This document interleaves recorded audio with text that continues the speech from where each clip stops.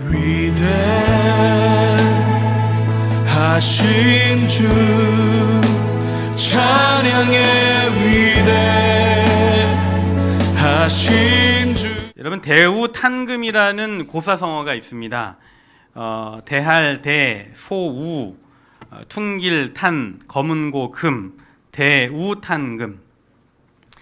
이 고사성어는 후한 시기의 모용이라는 사람이 편찬한 그 모자라는 책에 나오는 그 이야기에서 만들어진 건데, 어느 날 그 공명의라는 악사가 야외에서 검은고를 타고 있는데 멀지 않은 곳에 소 한 마리가 유유히 풀을 뜯고 있었습니다. 그래서 이 공명이라는 악사가 그 소를 바라보면서 내 몇 곡조 타서 저 소에게 들려주리라 라고 하면서 소를 마주하고 진지하게 검은고를 타기 시작했습니다.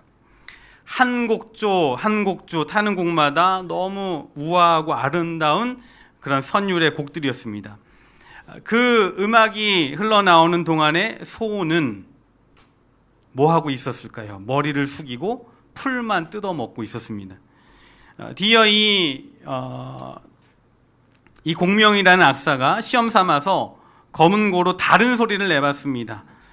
어떤 소리는 모기 소리와 같고, 또 어떤 소리는 파리 소리와 같고, 또 어떤 소리는 개가 우는 울음소리 같기도 했는데, 그 소리를 들려주니까 이 소가 비로소 꼬리를 휘적거리고 그리고 귀를 쫑긋거리면서 제법 알아듣는 척 하더라는 것입니다. 그래서 이 공명의가 그 순간에 깨달은 것은 뭐냐면, 소에게 검은고를 타는 것은 헛수고다 라는 것을 깨달았다는 것입니다. 그래서 이 이야기에서 만들어진 것이 대우탄금이라는 그런 말입니다. 이 말은 뭐냐면, 심오한 진리, 심오한 도리를 아무리 설명해도 못 알아듣는 경우들이 있더라라는 것입니다. 예수님께서 이 땅 가운데 오셔서 하나님의 나라에 대한 이야기들 많이 하셨습니다. 그런데 사람들은요, 우매하여서 하나님의 나라에 대한 이야기 자체를 관심 갖지 않았을 뿐 아니라 또 말씀하신다 하더라도 그것을 제대로 알아듣지 못했습니다. 지금 이야기한 것처럼 대우탄금에 그런 일들이 벌어지게 된 것이죠. 그래서 예수님은 이 세상에서 하나님 나라의 복음을 전하시면서 사람들에게 그렇게 얘기하셨어요. 귀 있는 자는 뭡니까? 들을지어다. 귀 있는 자는 들을지어다. 그렇게 외치곤 하셨습니다. 참 재밌는 것은 뭐냐면, 여러분, 모든 것을 버리고 예수님을 따랐던 제자들도 따라다니는 동안에 예수님이 전하신 하나님 나라를 잘 이해하지는 못했던 것 같아요. 오늘 말씀도 가만히 보면 하나님 나라를 제대로 이해하지 못했던 제자들, 근데 그들에게 뭔가 이렇게 설명하시려고 하는 것을 보게 됩니다. 오늘 예수님은 제자들에게 어떠한 교훈을 주시려 하시는 걸까요? 한번 살펴봤으면 좋겠습니다. 여러분, 12절 한번 읽어볼까요? 12절 같이 한번 읽겠습니다. 시작. 날이 저물어 가매 12사도가 나와 여짜오되 무리를 보내어 두루 마을과 촌으로 가서 유하며 먹을 것을 얻게 하소서. 우리가 있는 여기는 빈들이니이다. 자, 12절에 보니까 날이 저물어 가매 이렇게 되어 있습니다. 늦은 오후에요. 이제 해가 질 무렵이 되었습니다.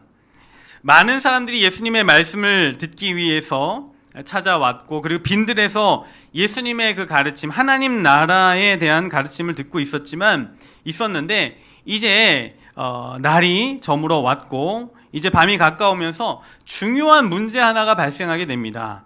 바로 그 중요한 문제는 뭐냐면 숙식의 문제입니다. 숙식의 문제. 사실 우리가 이 숙식의 문제 되게 중요합니다. 의식주, 먹고 자는 문제, 인간 생활에 있어서 아주 기본적인 그런 문제이고, 이 문제가 해결되지 않으면 우리는 만족을 못합니다. 그래서 메슬로우라는 사람이 그 욕구 이론이라는 걸 얘기했는데, 우리가 먼저 먹고 사는 그 생계의 문제, 기본적인 문제가 해결되지 않으면 그 위에 있는 정서적인 그 기쁨들 누릴 수 없다라는 거예요. 예를 들면 이런 것이죠. 우리가 먹고 사는 문제가 해결되지 않는 상황에서는 여행 갈 생각을 합니까? 못합니까? 못하죠. 여유가 없으니까. 이게 배부르고 등 따뜻해야지만 비로소 누군가를 돌보고 또 누군가 여행을 가고 정서적인 그런 기쁨을 누리겠다라고 생각하는 것처럼 그런 욕구의 그런 단계들이 있다라고 하는데, 지금 이 의식주 문제, 숙식의 문제는 인간이 가지고 있는 문제 중에 가장 기본적인 문제입니다. 저희가 8월 달에 인도네시아 단기 선교를 가요. 여러분 이것을 위해서 좀 기도를 해주셨으면 좋겠습니다.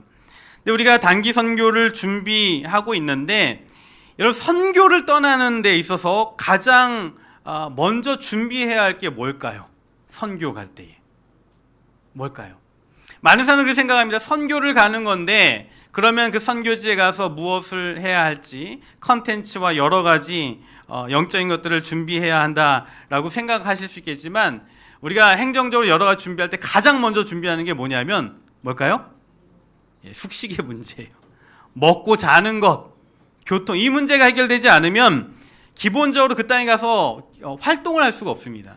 그래서 제일 먼저 섭외하는 게 이 숙식의 문제들 먼저 해결하게 됩니다. 이 사도들이, 많은 사람들이 예수님의 말씀을 듣기 위해 지금 몰려들었는데 날이 저물면서 걱정이 되었습니다. 걱정이 되어서 예수님께 제안을 했던 거예요. 무리를 보내어 두루 마을과 촌으로 가서 유하며 먹을 것을 얻게 하소서, 이렇게 말합니다. 마을과 촌에 가서, 여러분 이 마을과 촌이라는 것은 이 한 마을을 가리키는 게 아닙니다. 여러 마을을 의미합니다. 왜냐하면 14절을 보시면 이렇게 나와 있어요. 이는 남자가 몇 명입니까? 한 5,000명 되밀어라, 이렇게 되어 있어요. 여러분 5,000명 정도 되는 사람을 먹인다라고 하면 웬만한 음식 가지고는 충당이 되지가 않아요. 그죠? 게다가 고대 사회의 인구조사법에 의하면 전쟁에 나갈 수 있는 장정들만 헤아린다라고 하는데, 그것을 감안하면 여자와 아이들을 포함하면 5,000명이 넘고 심지어는 10,000명이 넘을 거다라는 학자들의 그런 이론들도 있습니다. 그러므로 여러 마을과 농장으로 가서 먹을 것을 구해야지만 이 숙식의 문제가 충당되고 감당될 수 있는 것이죠. 오늘 성경에 나와 있는 이 제자들은요, 셈이 정말 빠른 사람들이었습니다. 마가복음 6장 37절에 보면 거기에 모여있는, 지금 5,000명이라고 되어 있는데, 이 5,000명들이 다 먹으려면 얼마가 필요할 것 같으세요? 마가복음 6장 37절에 보면 200데나리온도 부족할 것입니다, 그런 말이 나와요. 제자들은요, 정확하게 금액이 얼마인지도 산출을 했습니다. 200데나리온. 여러분 200데나리온이 얼마인지 잘 모르실 텐데, 그래서 제가 한번 찾아봤어요. 마태복음 20장 2절에 보니까 한 데나리온이 노동자 하루 임금이라고 합니다. 노동자 하루 임금. 그럼 200데나리온은 몇 명의 임금입니까? 200명의 하루 임금이에요. 요즘 평균 일당이 얼마입니까? 5만 원. 네. 뭐 직업 따라 뭐 여러 가지 다를 수도 있겠지만, 제가 찾아보니까 평균 10만 원 정도 치더라고요. 10만 원 정도 치시는데, 그래서 200데나리온이라는 것은 계산해 보면 얼마 정도 됩니까? 한 2천만 원 정도 되는 거예요. 여러분 2천만 원 가지고 사람을 먹인다면 몇 명 먹일 수 있을까요? 제가 계산해 봤어요. 저도 이렇게 막 두드려 봤는데요. 우리가 빵하고 만약 우유 싼 거 먹인다 치면 소보르빵, 뭐 팥빵 이런 거 하고 우유 하나 먹인다 하면 한 1,500원 정도 예산을 잡았을 때에 2천만 원이면 한 13,000명 정도 먹일 수 있더라고요. 엄청난 금액입니다. 제자들이요, 셈이 빨랐어요. 정확하게 200데나리온 정도 필요합니다. 정확하게 산출을 했습니다. 그런데 여러분, 예수님은 이렇게 정확하게 현실 파악을 하고 있는 제자들과는 너무나 다르게 터무니없는 이야기를 13절에 하고 계시는 거예요. 13절에 보니까요, 예수께서 이르시되 너희가 뭡니까? 먹을 것을 주라, 이렇게 하십니다. 너희가 먹을 것을 주라. 정확하게 현실을 파악하고 있는 제자들은 200데나리온이 필요하고 정확하게 계산을 해냈는데 예수님께서는 너희가 지금 줘라. 그래 얘기를 합니다. 제자들은 또 현실적입니다. 그 이야기를 듣고 바로 반응합니다. 여짜오되 우리에게는 떡 5개와 물고기 2마리밖에 없습니다. 라고 이렇게 대답을 합니다. 여러분 이 부분에 대해서 한번 이 부분이 어떻게 생각이 드십니까? 어떤 분들은 예수님께서 너희가 직접 주라 라고 할 때에 떡 5개와 물고기 2마리 뿐입니다 라고 말하는 제자를 보면서 어쩌면 제자들은 이렇게 믿음이 없을까? 주님이 계시는데 어쩌면 이렇게 믿음이 없을까라고 생각하시는 분이 있을 것 같고, 또 어떤 분들은 그렇게 생각할 겁니다. 우리 예수님은 역시 다르시다. 하나님의 아들이셔서 현실 감각이 하나도 없으시다. 이렇게 생각하시는 분들도 있으실 거라 생각합니다. 그러나 예수님께서는 이 제자들이 현실적으로 비용이 얼마가 필요하고 이 문제를 해결하기 위해서는 어떠한 구체적인 방안이 필요하다라고 고민도 할 겨를 없이 이렇게 반응하시는 거예요. 자, 14절에서 17절 길지만 우리 한꺼번에 같이 좀 읽어보겠습니다. 14절부터 17절까지입니다. 시작. 이는 남자가 한 5,000명 되밀어라. 제자들에게 이르시되 때를 지어 한 50명씩 앉히라 하시니 제자들이 이렇게 하여 다 앉힌 후 예수께서 떡 5개와 물고기 2마리를 가지사 하늘 우러러 축사하시고 떼어 제자들에게 주어 무리에게 나누어 주게 하시니 먹고 다 배불렀더라. 그 남은 조각을 12바구니에 거두니라. 아멘. 자, 고민도 할 겨를 없이 예수님께서는 50명씩 떼지어 앉히라 라고 이야기를 합니다. 여러분 왜 50명씩 떼지어 앉게 하셨는지 정확하게 알 수는 없지만 아마 이렇게 떡을 나누어 주시기 좋게 하기 위해서 그룹을 짓게 하신 것 같아요.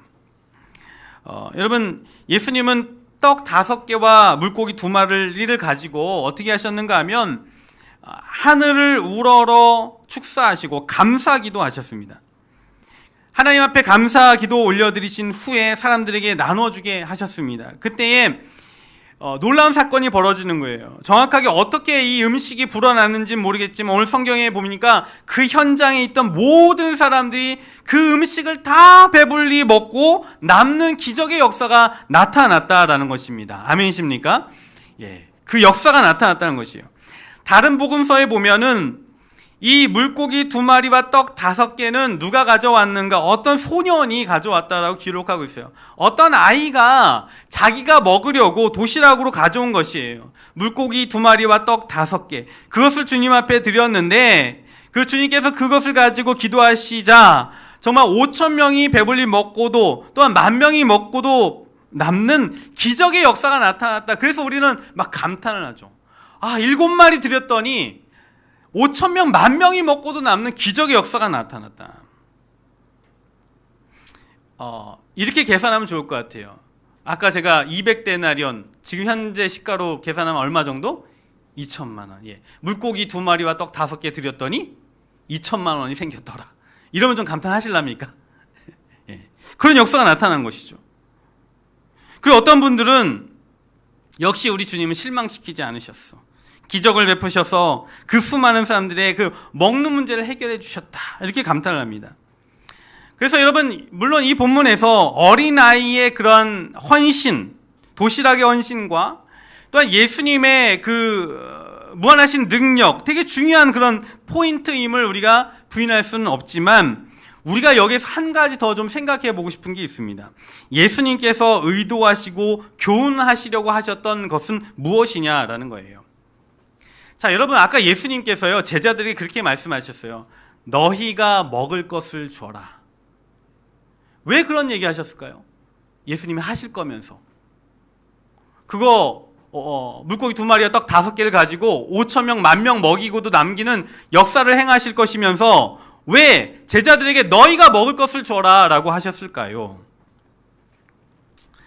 여러분 우리가 기억해야 할 것은 뭐냐면 지금 이 제자들이 누구와 함께 있느냐라는 겁니다. 제자들은 지금까지 예수님과 함께 거하며 생활하며 살고 있었습니다. 죽은 자를 살리시는 예수님을 보았고 귀신을 쫓아내는 예수님을 보았고 심지어는 우리가 지난주 설교에도 등장했지만 12의 혈루증으로 고생하였던 여인의 병도 고쳐주셨습니다. 그런 주님과 함께 있다라는 것이죠.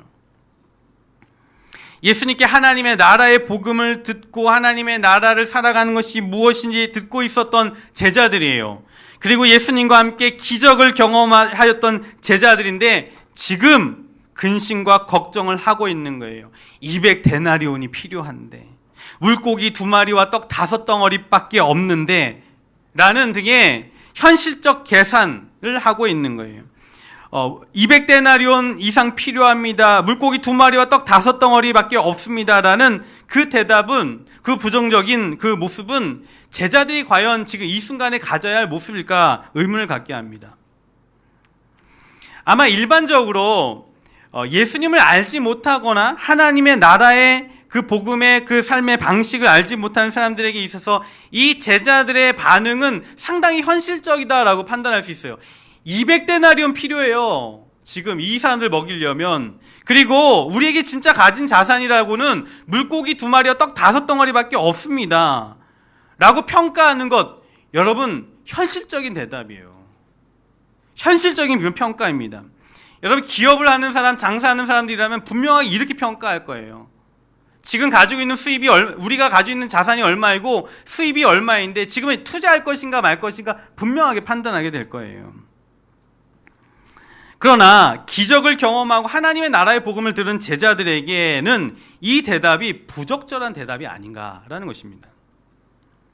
제자들은 예수님께 닥달합니다. 지금 더 늦기 전에 무리들을 보내셔서 여러 마을에 돌아다니면서 먹을 것을 구해오게 하셔야만 합니다. 그래야지 이 5,000명을 먹일 수 있습니다. 라면서 해결 방안을 예수님께 제안하고 있는 거예요. 그런데 이 제자들이 바로 그 앞에 계신 분이 누구신지 알았더라면, 자신들이 지금 누구와 함께 지금 거하고 있는지, 그리고 그분이 누구신지 분명히 알았더라면 어떻게 반응했을까라는 것입니다. 여러분, 예수님께서 너희가 먹을 것을 주라라고 말씀하셨어요. 그 이유는 무엇인가? 너희에게 대안이 있다라는 것입니다. 네가 대안을 가지고 있다라고 말씀하신 거예요. 여러분, 우리 이 문제를 한번 생각해 봐야 돼요. 정말 하나님의 나라의 비밀을 제대로 아는 자들이라면 그 앞에 계신 분이 누구신지 알고 있다라면, 그분이 우리에게 행하신 일과 가지고 계신 그 권세가 어떠한 것인지 제대로 알고 있다라면 우리는 그 순간에 무엇을 해야 하느냐라는 것이죠. 여러분, 가만히 돌아보면요, 우리 모두는 현실이 거의 비슷비슷합니다. 여러분, 필요를 채울 만큼 넉넉하게 가지고 있는 사람들은 없습니다. 모두가 좀 더 필요를 가지고 살아가고 있습니다. 가만히 우리 인생을 돌아보면 가지고 있는 것이라고 하면 기껏 해봐야 물고기 2마리와 떡 5개 정도밖에 되지 않습니다. 능력도 물고기 2마리 떡 5개고, 물질도 물고기 2마리 떡 5개이고, 건강도 열정도 물고기 2마리 떡 5개에 불과합니다. 그래서 우리는 무언가 더 필요를 하나님 앞에 구해야만 하는 처지에 놓여져 있습니다. 이런 경우에, 필요를 채우지 못한 경우에 우리가 이런 식으로 반응하는 경우가 많이 있어요. 여러분, 필요를 채워야 하는 그 순간에 우리가 기도할 때 사람들은 말합니다. 어찌 믿는 사람이 믿음이 그것밖에 되지 않냐. 여러분, 다른 사람들이 그렇게 하고 있으면 믿음 없는 거고요, 내가 말하고 있으면 나는 현실적인 사람이에요. 그게 인간인 것 같아요. 우리가 신앙생활 하다 보면 이런 문제에 부딪힐 때가 많이 있어요. 믿음이 없는 것인지 아니면 내가 현실적인 것인지, 믿음이 없는 것인지 아니면 내가 무모하게 믿습니다 하고 달리고 있는 것인지 헷갈리는 경우가 있습니다.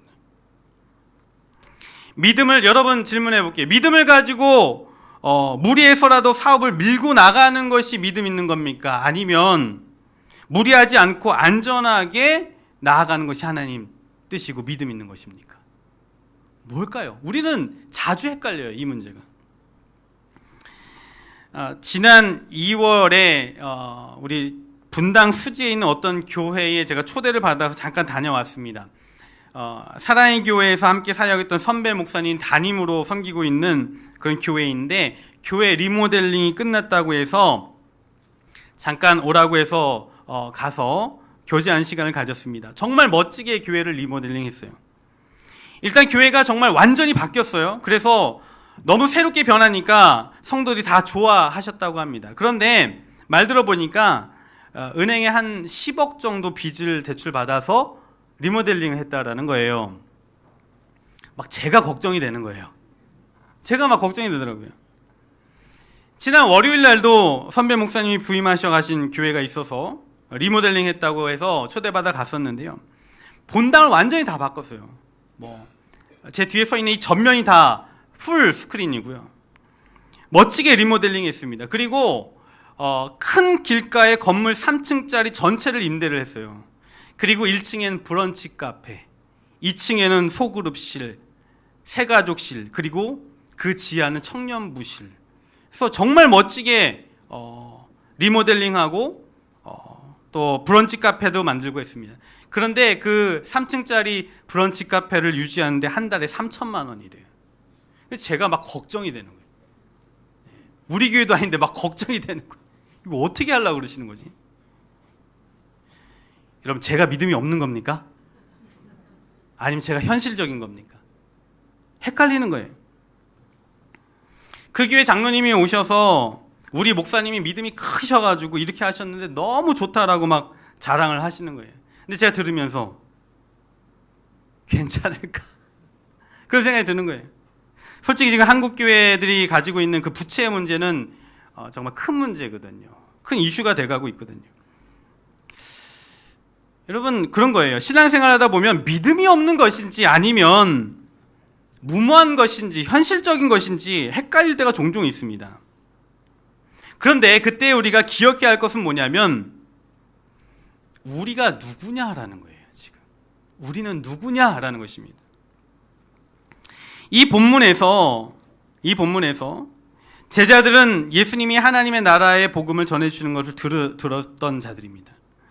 죽은 자를 살리시고 귀신 들린 자들을 회복시키시고 병든 자들을 고치시는 것을 눈으로 보고 들은 그러한 사람들입니다. 그럼에도 불구하고 이들이 자신들이 어떠한 자들인가 알고 믿음의 반응을 했는가라는 부분들을 한번 생각해 볼 필요가 있어요. 너희가 먹을 것을 주라.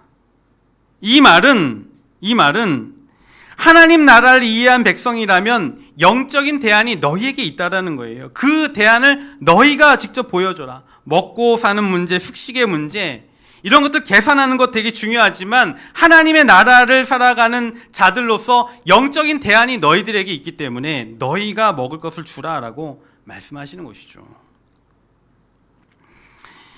예수님께서는 손가락을 꼽으면서 계산만 하고 있는 제자들, 그리고 물고기 2마리와 떡 5개밖에 있지 않습니다, 대안이 없습니다라고 말하고 있는 자들에게 보란듯이 보여주시는 것이 있었습니다. 그것은 뭐냐면 하늘을 우러러 바라보시며 하나님께 기도를 올려 드리셨다라는 것입니다. 여러분, 하나님 앞에 믿음을 가지고 기도할 때에 5,000명, 10,000명이 먹고도 12강주리가 남는 놀라운 기적이 역사가 나타났다라는 것 우리가 보게 되는데요. 이것은 바로 예수님께서 제자들이 현실적으로 계산하고 있는 동안에 하늘의 아버지의 공급을 믿고 의지할 때에 풍성함을 베풀고 계시다라는 사실을 기적적으로 현실적으로 지금 보여주고 계시는 거예요. 우리가 어떻게 살아야 하는가라는 것을 지금 말씀하고 계시는 거예요. 우리는 여기 생각하게 돼요. 우리가 가진 것에 비해 아직도 우리가 필요한 것이 많다고 생각하고 삽니다. 그러나 우리가 믿음의 눈으로 우리가 누구인가 생각하면서 내 앞에 계신 분이 누구이신가 바라보는 것, 이것이 바로 진정한 믿음을 따라 사는 사람의 모습이라는 사실을 기억해야만 한다는 것입니다. 제자들이 지금 맞닥뜨리고 있는 현실의 벽은 너무나 높고 넘어가기 힘든 그런 상황일지 모르겠지만, 현실은 암울하고 어둡다 할지라도 하나님의 나라를 받아들인 자라면, 그리고 그 앞에 계신 분이 하나님이 보내신 메시아라는 사실을 믿는 자라면 그분께 요청하고 그분께 아뢰이고 나아가야 하지 않았을까요? 우리는 기억해야만 합니다. 나는 누구인가? 우리는 누구인가? 우리는요, 하나님의 나라의 방식을 따라 살아가는 사람들이라는 사실을 기억하시길 바랍니다. 제가 아는 분 중에 그런 분이 계셨어요. 이제 어떤 모임에 갔는데 한 5명이 모였는데 1명은 불신자고요, 4명은 믿는 분들이에요. 그냥 사적인 모임이에요. 근데 여러 가지 이야기를 나눴는데 다 각자 다른 교회를 다니십니다. 서로 삶의 이야기를 한참 나누는데 그런 이야기가 나왔어요. 예수님을 믿으면 복받고 또 많은 것을 채워주시고 잘 되고 미래가 잘 풀리고 막 이런 이야기들을 어떤 분들이 하시면서 또 옆에 있던 분이 맞아, 정말 예수님 믿으면 복받고 다 잘 돼, 그런 식의 반응을 하고 있었는데 한 사람이 물었어요. 예수 믿으면 정말 다 잘 되는 거 맞냐고. 다 잘 되는 거 맞냐고. 나도 예수 믿지만 지금 현실은 뭐냐면 잘 안 되고 있는 거예요. 자식 문제 잘 안 되는 거예요. 기도하고 하나님 앞에 부르짖고 있는데 잘 안 되는 것 같은 거예요. 그러면서 의문이 든다라는 거예요. 정말 잘 되는 거냐. 근데 그 중에 한 분이 그런 얘기를 했어요.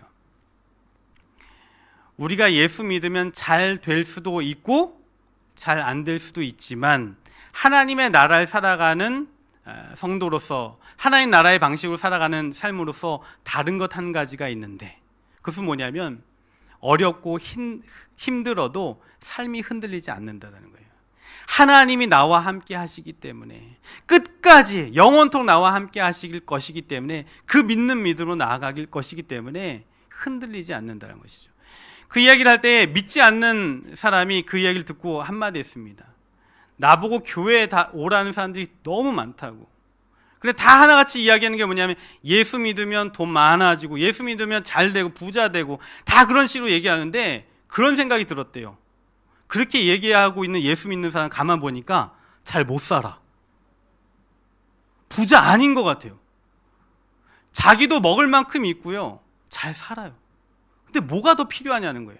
그런데 마지막에 얘기했던 그 기독교인이 얘기했던 그 이야기를 듣고 정말 어떠한 어려움과 또 어떠한 고난이 있을지라도 예수 믿는 자라면 하나님을 믿는 그 믿음으로 말미암아 흔들리지 않고 그 길을 우직하게 걸어갈 수 있다라는 사실을 이야기하니 그것을 들으니 그렇다면 내가 예수 한번 믿어볼 만하다, 그렇게 반응하더라는 것이죠.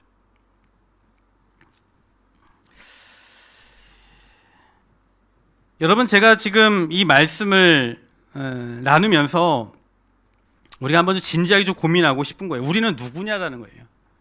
우리는 어떻게 살아야 하느냐는 것입니다. 예수님께서 말씀하셨어요. 먼저 그 나라와 그 의를 구하라. 그리하면 이 모든 것을 너에게 더하시리라. 무엇을 먹을까, 무엇을 입을까 걱정하지 마라. 너희에게 이런 것도 있어야 할 줄을 아버지께서 아시느니라 말씀하셨습니다.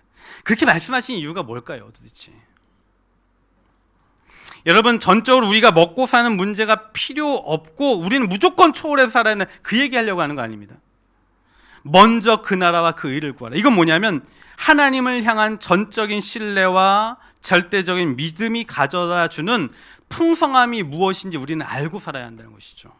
그래서 예수님께서 하늘을 우러러 하나님 앞에 간구하고 전적으로 의지하고 신뢰하고 나아갈 때 5,000명이 먹고 또 남는 풍성한 은혜를 보여주시면서 그렇게 살아가는 삶을 사는 자들이 바로 우리라는 것입니다. 저는 이 말씀을 보면서 우리가 예수님을 믿는다고 하지만 우리 안에 믿음이 얼마나 부족하고 연약한가, 얼마나 왜곡되어 있는가라는 것들을 좀 살펴보게 되는 거예요. 저도 분명하게 하나님의 나라의 복음을 받아들인 자이고 심지어는 이 강단에서 하나님의 나라는 이런 것이다 라고 말씀하고 있지만 현실 문제 앞에 되게 많이 흔들립니다. 먹고 사는 문제 앞에 흔들리고요, 자녀들 학원 보내고 교육시키는 문제 앞에 한없이 흔들립니다. 그리고 그 근심들이 스쳐 지나갈 때마다 의문이 드는 것은 뭐냐면 내가 이렇게 살아도 되느냐는 거예요. 얼마나 믿음 없고 연약한 자들인가 살펴보게 되는 거예요.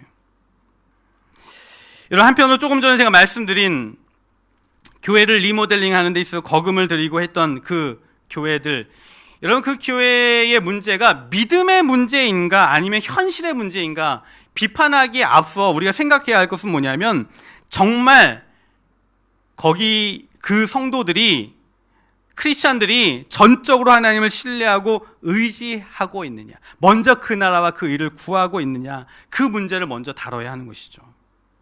만약 그 교회가 하나님의 꿈을 품고 전적으로 하나님을 신뢰하고 의지하고 나아가는 것이라면 믿음일 것이고, 그것 없이 그냥 무모하게 하는 것이라면 무모한 문제가 되어버리겠죠. 말씀을 정리하며 생각해 보게 됩니다. 예수님께서 제자들에게 너희가 먹을 것을 주라라고 하신 것은 너희에게 대안이 있다라는 거예요. 하나님의 나라를 받아들인 자, 하나님의 나라의 방식으로 사는 사람들로서 너희가 대안을 보여줄 수 있다는 것입니다. 그것은 뭐냐면 우리가 어떻게 살아가고 어떻게 풍성하게 살아가고 있는지 그것을 보여줄 수 있어야 되는 것입니다. 여러분, 하나님의 나라를 살아가는 사람들의 삶의 방식이 무엇입니까? 그 방식은 예수님께서 친히 보여주셨어요. 하늘을 우러러 기도하며 하나님을 향한 절대적인 신뢰와 절대적인 믿음을 보여주셨습니다.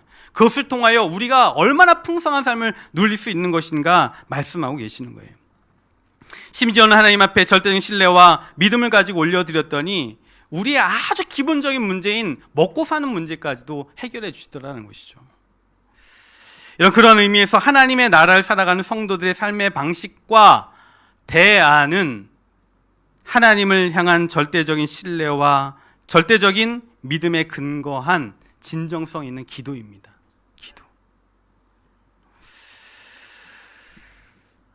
현실적인 계산이 앞서기보다는 하나님을 향한 절대적인 믿음이 있느냐가 먼저 점검되어지는 저와 여러분들 되기를 소망합니다. 지난 금요일날 나눈 말씀이었지만 하박국 2장 2절에 보면 하박국 선지자가 어떻게 하나님 앞에 나아갔는가 나오는 말씀이 있어요. 내가 파수하는 곳에 서며 성루에 서리라. 그가 내게 무엇이라 말씀하실는지 기다리고 바라보며 나의 질문에 대하여 어떻게 대답하실는지 보리라 하였더니, 주님을 믿고 신뢰함으로 기도하고 기다렸더니 하나님께서 그에게 비전과 꿈을 보여주셨다는 거예요. 우리가 하나님의 나라를 사는 성도들로서 이 시대를 살면서 가진 대안이 무엇인가, 어떻게 살아야 할 것인가 한번 잘 생각하기를 바랍니다. 그리고 하나님을 전적으로 신뢰하고 진정성 있는 믿음으로 기도할 때에 이 모든 것을 더하시는 오병이어의 기적과 같은 역사를 행하여 주신다는 사실을 기억하고 하나님의 풍성함을 누리며 나아가는 저와 여러분들이 되기를 주님의 이름으로 축원합니다.